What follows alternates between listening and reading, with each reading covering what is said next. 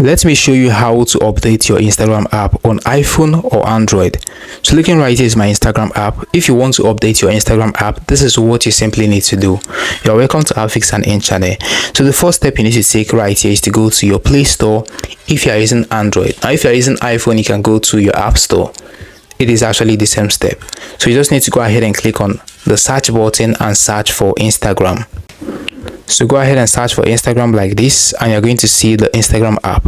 So you just need to go ahead and click on it. You can see the option of updates right here. So you just need to go ahead and click on updates and update it. It's actually going to show you pending and start updating.